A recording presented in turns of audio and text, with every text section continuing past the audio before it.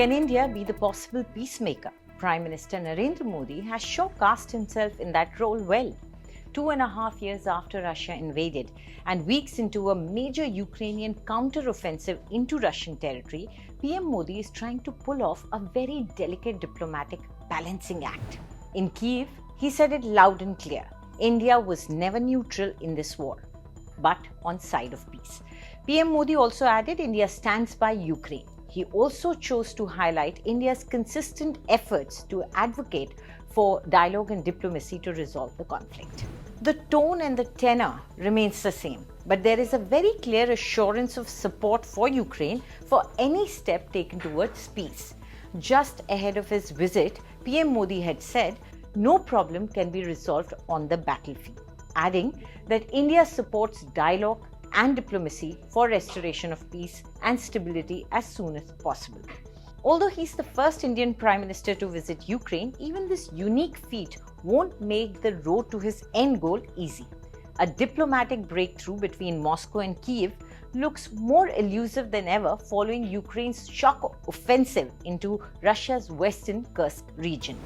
It is also unclear whether Prime Minister Modi himself could be an effective deal maker, seen by many in Ukraine as too close to Russian President Vladimir Putin. The warmth of Prime Minister Modi's hug for Putin during the July visit to Russia may seem more than the hug he shared with Ukrainian President.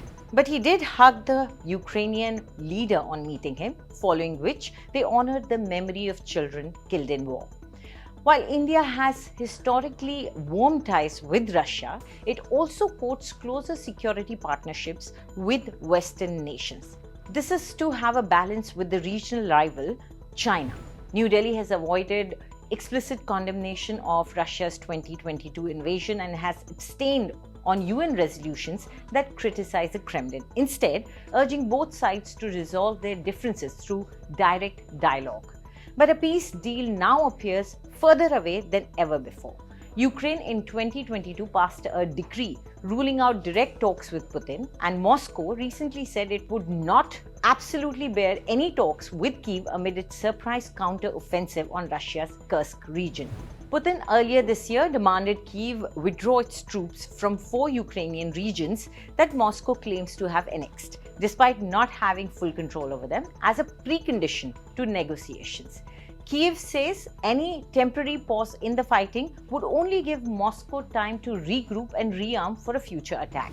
Another stumble block could be Ukraine's perception of India. Prime Minister Modi's visit to Moscow in July came hours after a Russian missile attack hit a children's hospital in Kyiv, one strike in a nationwide missile barrage that killed at least 39 people.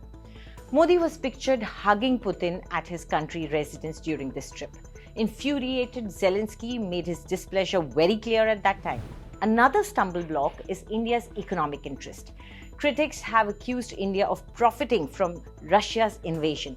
Cut off from the Western markets, Russia has become a major supplier of low-priced crude oil to India. That arrangement has dramatically reconfigured their mutual economic ties, saving India billions on fuel while growing accusations from the West of bolstering Moscow's war coffers. The two countries' close links date back to the Cold War, when the Kremlin was a key arms provider.